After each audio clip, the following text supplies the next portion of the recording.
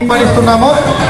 తిరుపతి శాసనసభ్యులుగా మాత్రమే కాకుండా తిరుమల తిరుపతి దేవస్థానం పాలక మండలి మహనీయులు పెద్దలు శ్రీ భూమన కరుణాకర్ రెడ్డి గారిని వేదిక మీదకి మీ అందరి చప్పట్లతో ఆహ్వానిస్తున్నాం. ఒకసారి అందరూ కరతాళ మధ్య. అలాగే ఇక్కడికి విచ్చేసినటువంటి నా అన్నలకి, అక్కలకి, చెల్లెమ్మలకి, సోదరులకి, కార్పొరేటర్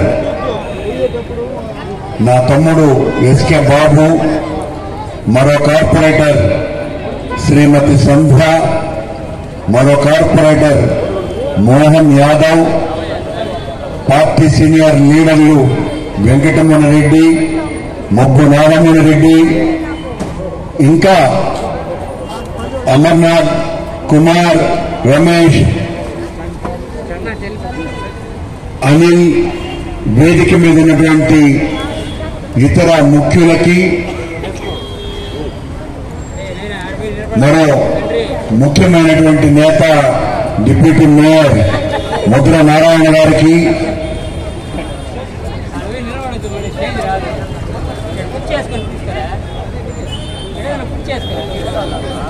మీ అందరికీ కూడా వినయపూర్వకమైనటువంటి నమస్కారాలు.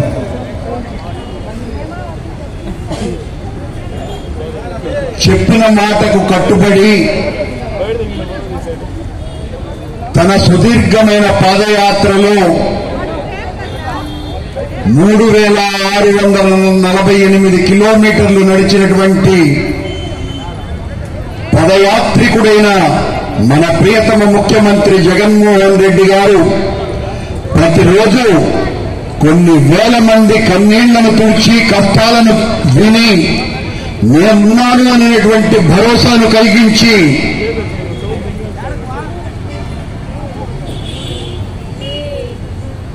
తను ఏ హామీలైతే ఇచ్చారో ఆ హామీలనన్నింటినీ కూడా నెరవేర్చి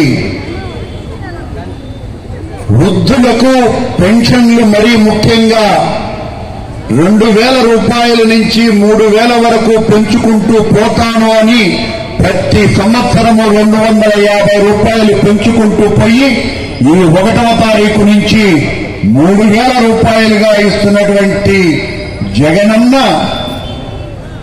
చేసినటువంటి ఈ మంచి పనికి పెన్షన్ల పండుగను నిర్వహించుకుంటున్నటువంటి సందర్భంలో ఆహ్వానితులు, ఆహుతులు అయిన మీకందరికీ కూడా ఒక పెన్షన్లు మాత్రమే కాదని 4.5 సంవత్సరాలుగా ఈ రాష్ట్రంలో సంక్షేమ పథకాల జాతర జరుగుతోంది, సంక్షేమ పథకాల ఉత్సవాలు జరుగుతున్నాయి, సంక్షేమ పథకాల పండుగలే చేస్తున్నారు.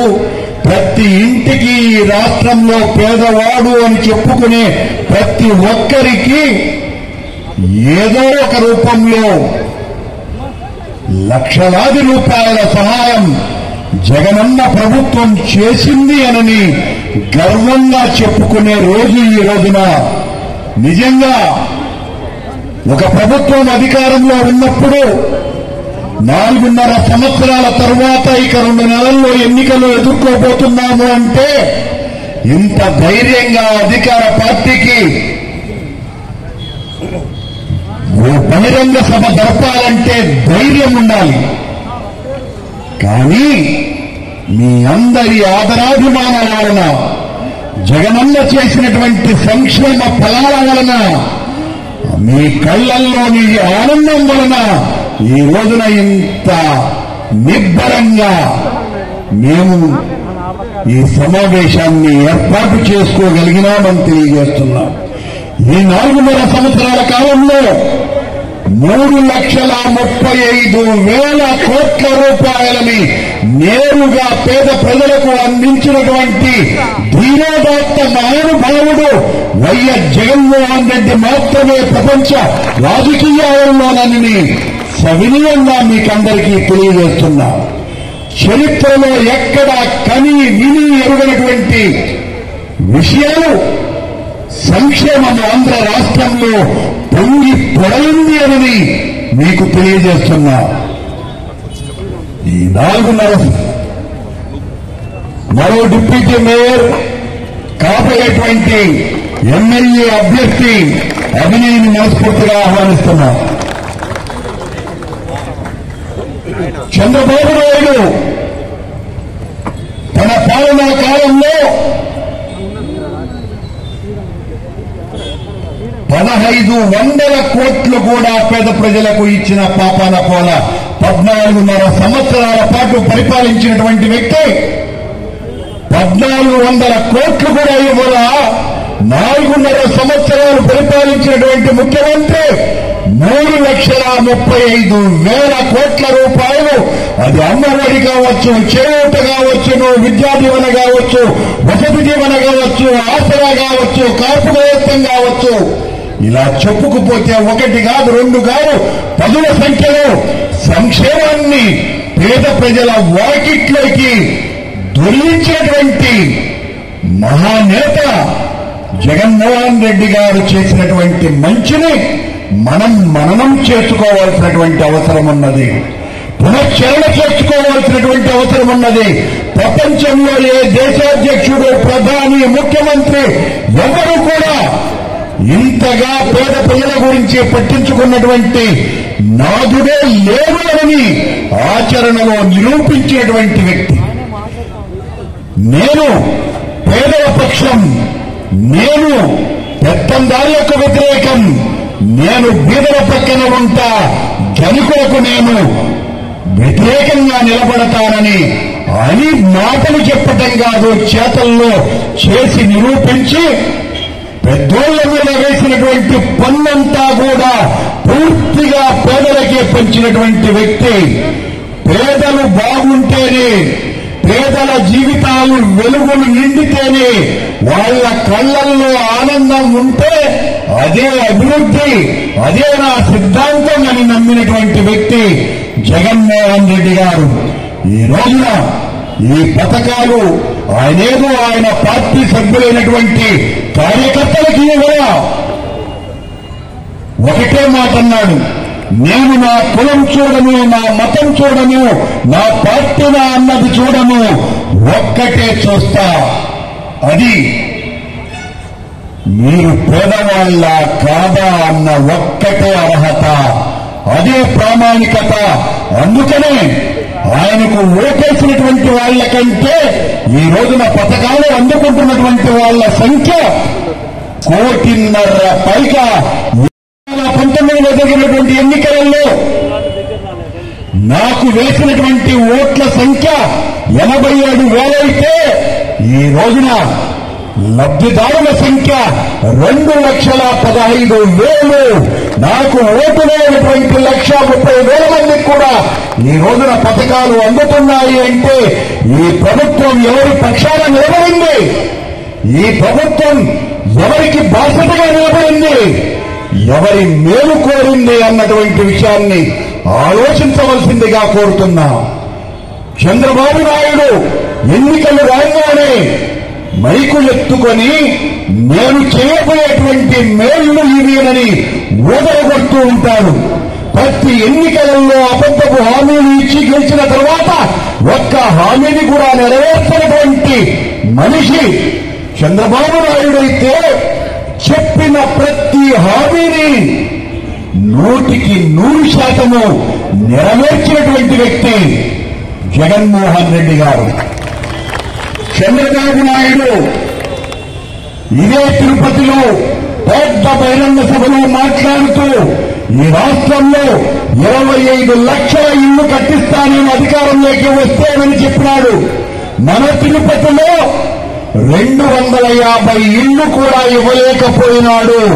ఒక్క ఇల్లు కూడా కట్టించినటువంటి దుర్మార్గపు పాలన చంద్రబాబుకైతే జగన్మోహన్ రెడ్డి గారు ధైర్యంగా ఒక శాసనసభ్యుడిగా చెప్తున్నా, మన తిరుపతిలో 26,400 మందికి ఒక్కొక్కటి 6 లక్షల రూపాయల ఖరీదు చేసే ఇంటి పట్టాలు ఇచ్చినటువంటి ఘనత జగన్మోహన్ రెడ్డి గారు ప్రభుత్వానికి అని తెలియజేస్తున్నా.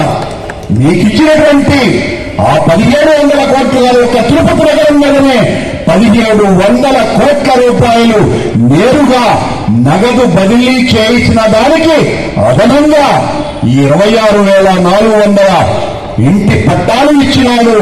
ఊర్లకు ఊర్లే నిర్మిస్తున్నాడు. అది జగన్ ప్రభుత్వం అంటే, అది సుపరిపాలన అంటే. చంద్రబాబు నాయుడు మళ్లీ తగుదునన్నానని గోటికాడ గుంటనెక్కలాగా అధికారం కోసమని కాచుకొని కూర్చొని ఈరోజు పవన్ కళ్యాణ్తో కలిసి ఓట్ల కోసమని బిచ్చగాడిలాగా మన ముందుకు వచ్చే ప్రయత్నం చేస్తున్నాడు. నేను వస్తే ఈ రాష్ట్రమంతా సుభిక్షమైనటువంటి పాలన తెస్తాను అంటాడు. బాబు వస్తే జాబ్ వస్తుంది అని చెప్పినాడు. 2019-14 ఎన్నికలలో ఒక్క ఉద్యోగం కూడా ఇవ్వాల చంద్రబాబు నాయుడు. జగన్మోహన్ రెడ్డి గారు 2.5 లక్షల మంది సచివాలయ ఉద్యోగస్తుల్ని నియమించినటువంటి ఘనత కూడా జగన్మోహన్ రెడ్డి గారిది. 4 లక్షల మంది వాలంటీర్లతో మీ ఇంటికి వచ్చి సేవకులుగా వాళ్ళు నేరుగా ఆ చెల్లెమ్మలు తమ్ముళ్ళు మీ ఇంటికి వచ్చి పెన్షన్ల దగ్గర నుంచి మీ సాధక బాధకాలన్నీ వింటూ ఆ సమస్యల పరిష్కారానికి మిమ్మల్ని సచివాలయానికి తీసుకువెళ్లి మీరు మున్సిపల్ ఆఫీసుల చుట్టూ తిరిగేటువంటి అవకాశమే లేకుండా నిజమైన ప్రజా పరిపాలన అంటే ఏంటో చేసి నిరూపించినటువంటి వ్యక్తి జగన్మోహన్ రెడ్డి అయితే, ఎన్నికల్లో గెలవటానికి పథకాలు ఎత్తులు వేసేటువంటి వాడు చంద్రబాబు నాయుడు. ప్రజల గుండెల్లో స్థానం కల్పించటానికి పథకాలు ఇచ్చేవాడు జగన్మోహన్ రెడ్డి. ఒకరు గెలవటానికి పథకాలు వస్తారు, మరొకరు జనం గుండెల్లో నిలిచేదానికి పథకాలు ఇస్తాడు.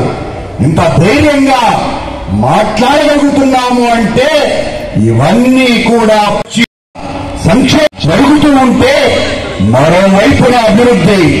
ఇక్కడ ఉన్నటువంటి మీరందరూ, నా అక్క చెల్లెమ్మలందరూ కూడా ఏనాడైనా కలగన్నారా ఈ సీతమ్మ రోడ్డు ఈ రకంగా వస్తుందనని ఈ రోజున ఈ తిరుపతి నగరానికే ఒక మణిమకుటంగా నిలిచింది ఈ రోడ్డు. ఇది జగన్మోహన్ రెడ్డి గారి ప్రభుత్వం ఏర్పాటు చేసింది అని తెలియజేస్తున్నా. ఎప్పుడైనా మీరు గంగమ్మ గుడికి వచ్చి ఉంటే ఆ రోడ్డులో కనీసం ఆటో కూడా వెళ్ళలేనటువంటి పరిస్థితి. ఈ రోజున ఉంది ఎక్కడికి 60 అడుగుల రోడ్డు అధునాతనమైనటువంటి రహదారిని ఏర్పాటు చేయగలిగినాం.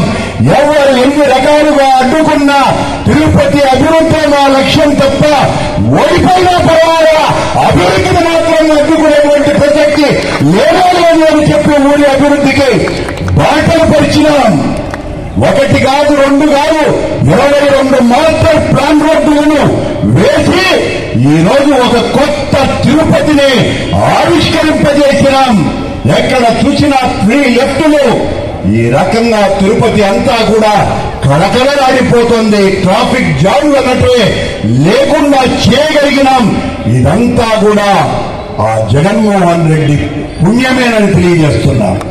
మరోవైపున నేను తిరుమల తిరుపతి దేవస్థాన అధ్యక్షుడిగా ఆ భగవంతుని చల్లని కృప కారణంగా రెండోసారి జగన్మోహన్ రెడ్డి గారి ఆశీస్సులతో అయిన తరువాత ఈ రోజున తిరుమల తిరుపతి దేవస్థానంలో పనిచేస్తున్నటువంటి 7,500 మంది ఉద్యోగస్తులకందరికీ కూడా ఇంటి పట్టాలు ఇచ్చినటువంటి ఘనత కూడా ఈ ప్రభుత్వానికి నేను తెలియజేస్తున్నా. దాదాపు 35 సంవత్సరాల కళ వాళ్ళది. మాకు ఇళ్ల స్థలాలు కావాలా అన్నది, అది సాకారం చేసినాం. ఆ పట్టాలు కూడా ఇచ్చే కార్యక్రమం పూర్తి చేస్తున్నాము అని సవినయంగా తెలియజేస్తున్నాం. తిరుమల తిరుపతి దేవస్థానంలో పనిచేసేటువంటి శానిటరీ ఉద్యోగస్తులందరికీ కూడా ప్రతి ఒక్కరికి 5,000 రూపాయల జీతాన్ని పెంచినాము అన్నటువంటి విషయాన్ని తెలియజేస్తున్నాం. తిరుపతిలో 22 ఇయర్ కింద నలిగిపోయినటువంటి దాదాపు 5,500 కుటుంబాలకు 60 సంవత్సరాలుగా మా ఇంటి హక్కు మాకు కల్పించండి మొర్రోమని ప్రాధేయపడ్డా ఏ ప్రభుత్వం వచ్చినా కూడా కాదట 5,500 కుటుంబాలకు ఆ 22A అన్నటువంటి నిబంధనను ఎత్తివేసి ఆ పేదలకందరికీ కూడా పట్టాలు ఇప్పించినటువంటి ఘనత వైఎస్ జగన్మోహన్ రెడ్డి గారి ప్రభుత్వంది. శాసనసభ్యునిగా మీరిచ్చినటువంటి బలం అని తెలియజేస్తున్నాం. ఇంకా ఎఫ్ఎంఎస్ లో పనిచేస్తున్నటువంటి వేలాది మంది ఉద్యోగస్తులకు అందరికీ కూడా జీతాలు పెంచగలిగిన పోటు కార్మికులకు బ్రాహ్మణులైనటువంటి ఆ పోటు కార్మికులకు అందరికీ కూడా ఒక్కొక్కరికి 10,000 రూపాయల జీతం పెంచగలిగినాను అంటే అది కూడా జగన్మోహన్ రెడ్డి గారి పుణ్యమే. ఒక మంచి ప్రభుత్వం, ఒక మంచి ఆలోచన చేసేటువంటి మనుషులం, సామాజిక స్పృహ కలిగినటువంటి వాళ్ళం. ఈ ప్రభుత్వం మీకోసం ఉన్నది. ఈ ప్రభుత్వం మీకు మంచి చేయాలని ఉన్నది. మంచి చేసి నిరూపించినటువంటిది. ఈ రాష్ట్రంలో ఒక మాటకొస్తే దేశంలోనే తిరుపతి అత్యంత అధునాతన సుందర నగరంగా తీర్చిదిద్దబడింది అని పేరుగాంచిన మీ అందరి సహకారం వలన ఇన్ని మంచి పనులు చేసినటువంటి జగనన్నను మీరు మళ్లీ గెలిపించవలసినటువంటి అవసరం ఉన్నది. చంద్రబాబు మాయ మాటలు నమ్మి మీరు చంద్రబాబుకు ఓటేస్తే చంద్రబాబు గెలుస్తాడు. ఖచ్చితంగా 100% మీరు ఓడిపోతారు. మీరెందుకు ఓడిపోతారు అంటే చంద్రబాబు గెలిస్తే ఈ పథకాలన్నీ కూడా ఆగిపోతాయి, నిలిచిపోతాయి, తీసివేస్తాడు. గతంలో ఏనాడు పేద ప్రజలకు మేలు చేయనటువంటి చంద్రబాబు నాయుడు జగనన్న పథకాలన్నీ కూడా తుడిచిపెట్టేయాలని కంకణం కట్టుకున్నాడు. కనుక ఈ 3.5 లక్షల కోట్ల రూపాయల సహాయం వచ్చే 5 ఏళ్లలో జగనన్నే ముఖ్యమంత్రి అయితే 5 లక్షల కోట్లుగా మీ అందరికీ కూడా అందుతుంది అన్నటువంటి విషయాన్ని తెలియజేస్తున్నాం. కనుక చంద్రబాబు గెలిస్తే మీరు ఓడిపోతారు. జగన్ కు మీరు ఓటు వేస్తే జగన్మోహన్ రెడ్డితో పాటు మీరు గెలుస్తారు. ఈ పథకాలన్నీ మీకు సాగుతాయి. ఒక మంచి తిరుపతిని మరింతగా అభివృద్ధి చేసుకునేటువంటి అవకాశం వస్తుంది. ఒక్కసారి ఆలోచించండి. ఇది బహిరంగ సభ ద్వారా మీ మనసుల్ని రెచ్చగొట్టడానికి మాట్లాడినటువంటి మాటలు కావు. చేసినటువంటి చేతలన్నీ కూడా మీకు చెప్పి ఇది మేము చేసినటువంటి మంచి అని మీ ముందు వచ్చి నిలబడి అభ్యర్థిస్తున్నా. నేను చెప్పింది నిజమైతే వైఎస్ జగన్మోహన్ రెడ్డి పాలన వలన మీరు పొందినటువంటి లబ్ధి నిజమైతే తిరుపతి అభివృద్ధి పట్ల నేను చేసినటువంటిదంతా కూడా చిత్తశుద్ధితో నిజమని మీకు అనిపిస్తే మేమందరము కూడా జగనన్న పక్షాన ఉంటాం. జగన్మోహన్ రెడ్డికే ఓట్లు వేస్తాం. జగన్కే ఓట్లు వేయడానికి మేమందరము కూడా కార్యకర్తలుగా కూడా నడిచి జగన్మోహన్ రెడ్డిని గెలిపిస్తామని మీ ఆత్మ సాక్షి మిమ్మల్ని ప్రబోధిస్తే మీరందరూ కూడా జగన్కే మా ఓటు అని మీరు భావిస్తే చేతులెత్తవలసిందిగా కోరుతున్నా. జై జగన్, జై జగన్, జై జగన్. Thank you sir. ధన్యవాదాలు.